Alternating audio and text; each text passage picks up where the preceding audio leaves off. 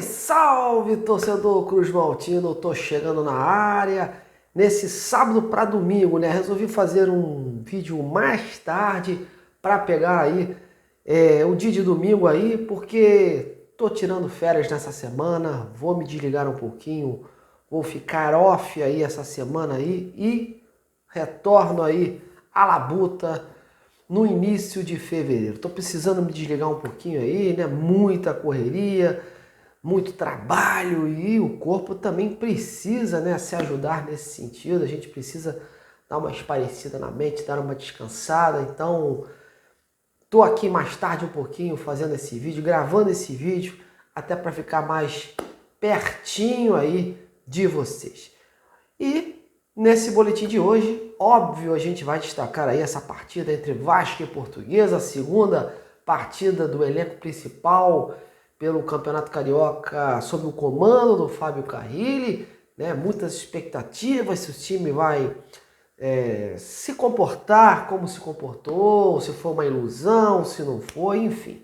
Muitas expectativas aí e a gente vai trazer todo esse cenário, tudo que faz parte dessa partida entre Vasco e Portuguesa neste domingo à noite em São Januário. E óbvio, atualizar a vocês aí como estão aí a procura do Vasco por atacantes de lado. Isso está uma novela, isso está uma grande saga, né? E isso está trazendo também chateação ao torcedor que não vê a hora de ter aí no seu time principal logo o atacante de renome aí participando aí dessa engrenagem do Fábio Carrilli. Bom, antes de mais nada, já te peço aquele minuto da sua atenção, deixando seu like, compartilhando o conteúdo, acreditando nesse projeto jornalístico, que é um projeto sério, dedicado, aqui não tem fake news. Então, ó, compartilhe nas suas redes sociais, joga aí nos seus grupos de zap e privilegie o canal Detetive Vascaíno, sendo mais um inscrito aí deste canal. Bom, meus amigos, então vamos lá, vamos começar esse boletim de hoje falando de Vasco e Portuguesa, né? Segundo desafio do Fábio Carrilli à frente do Vasco, né?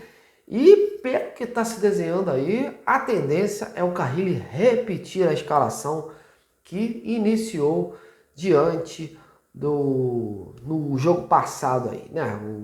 O Carrilli gostou do que viu, ele tem o hábito de não querer mudar muitas coisas aí, a menos que tenha que fazer uma intervenção quando a situação realmente está ruim.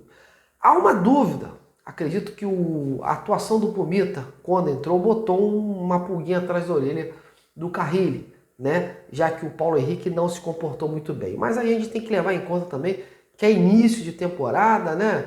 O jogador não está com aquele mesmo preparo físico, aquele mesmo fôlego, então a tendência é o Carrilli aí repetir a mesma formação ali naquele 4-3-2-1 que escalou e deixando ali a meiuca ali, que foi o ponto alto do time, né, no jogo passado, com o Jair, com o Paulinho, com o Tietê e com o Coutinho, né?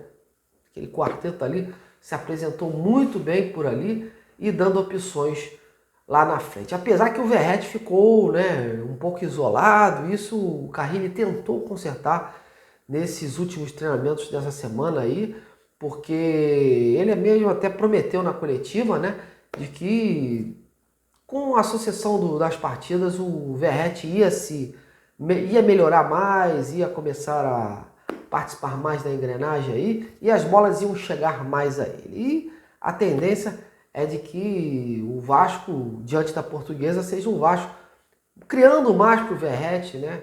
O Verratti pouco participou nessa última partida, apesar de que quando ele foi acionado, saiu o gol, né?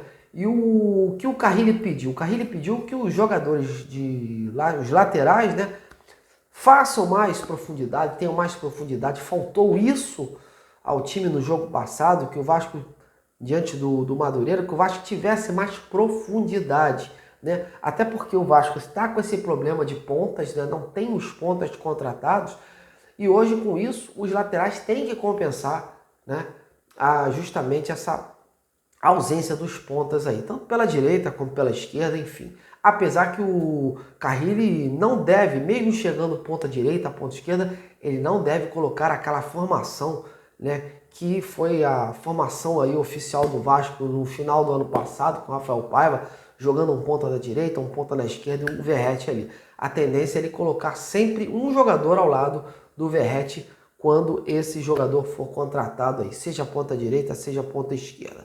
Então ele pediu aí que o Piton e o Paulo Henrique, né, tivessem mais profundidade, atuassem mais aí pelas laterais, pelos flancos, buscando jogadas para servir aí o Verratti lá na área, e com isso o Vasco conseguisse aí mais poderio ofensivo, mais construção de jogadas aí e conseguisse resultado em gol.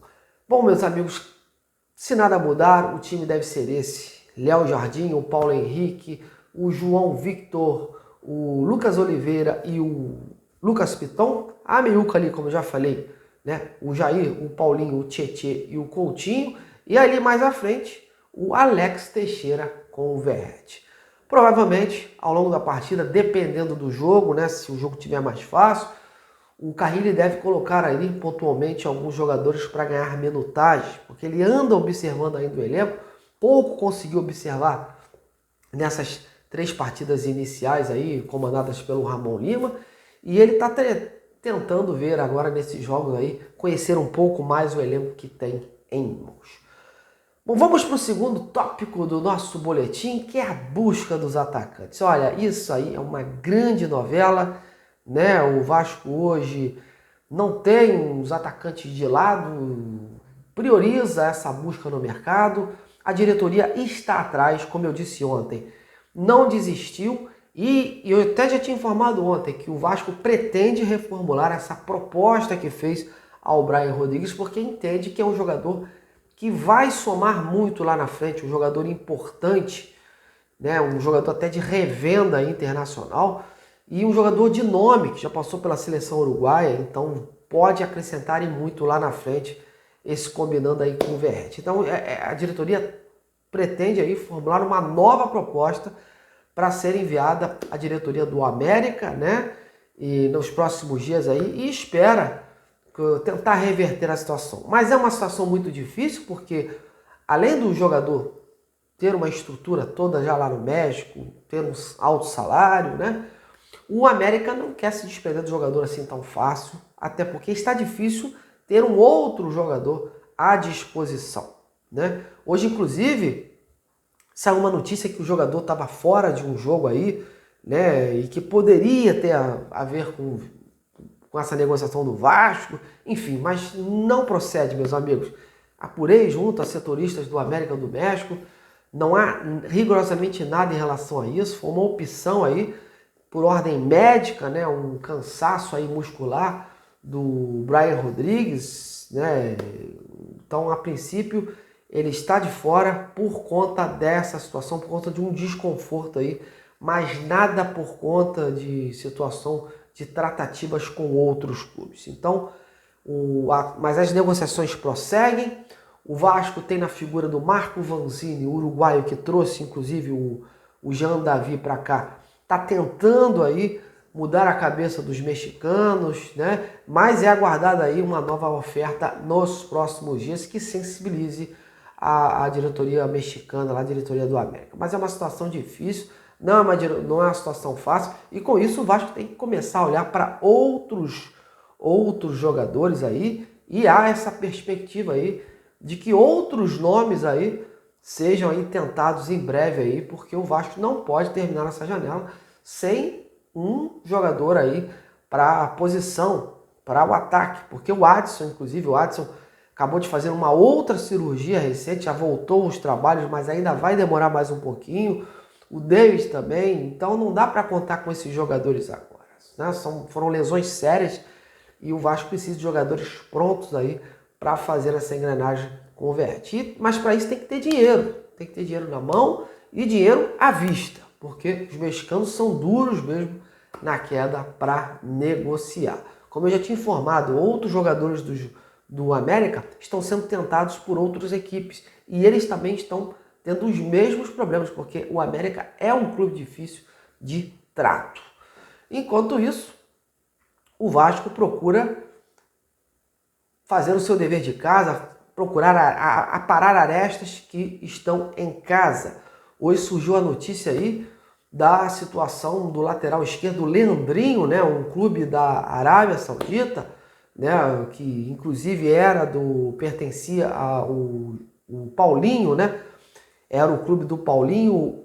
Eles estão interessados no Leandrinho e o Vasco tem uma dívida, né? O Vasco, na figura da 777, tinha uma dívida com eles de não ter pago aí o jogador e tinha esse risco de ser acionado pela FIFA. Então, juntou o útil ao agradável, né? Está havendo uma conversa entre o Vasco e o Al-Shabaab, o clube do Paulinho aí, no sentido de entrar num acordo, né? Já que eles estão interessados no Leandrinho, né? A princípio o Vasco está aí visando dar um empréstimo, né? Com opção de compra para o time da Arábia, mas a princípio o time da Arábia não queria essa opção de compra.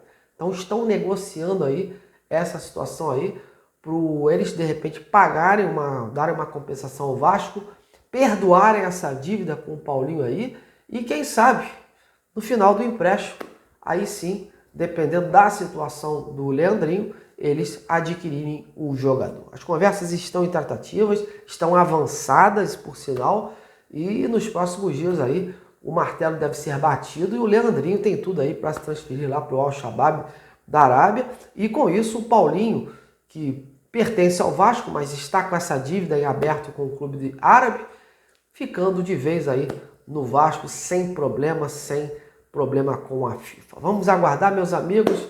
Essas são as informações de momento sobre o Vasco aí e pode ter certeza, essa semana a gente deve ter aí novidades em relação a atacantes. Acredito que haja avanços nesse sentido, surjam outros nomes, caso realmente não dê certo essa segunda proposta enviada pelo Vasco para o América do México. Então, certamente o Vasco teremos notícias aí, novidades em relação ao atacante nessa próxima semana aí, nessa última semana de janeiro. Bom, meus amigos, estou indo, meu martelo está batido aqui. Muito obrigado pela sua audiência. Fiquem com Deus. Agradeço aí, espero a compreensão de vocês. Vou dar um tempinho nessa semana, preciso me desligar um pouquinho aí. Tá difícil, a correria tá muito grande aí. Você vê que essa semana eu tenho feito vídeos, inclusive muito tarde, justamente por isso. Então, essa semana vou me distrair um pouquinho, liberar um pouco a mente para a gente voltar revigorado em fevereiro com novos projetos, novas linguagens, mas aquele mesmo jornalismo sério que vocês já me conhecem. Caso haja realmente alguma grande notícia que eu tenha em primeira mão, obviamente, eu não vou guardar para mim, eu vou liberar para vocês nas minhas redes sociais, ou por aqui, inclusive. Mas eu pretendo me desligar nessa semana aí, justamente para a gente poder, né, tirar um pouquinho das férias, né? Porque na verdade é uma semana só. Então vamos considerar aí uma folguinha, digamos assim. A você, meu muito obrigado, um grande abraço e até breve.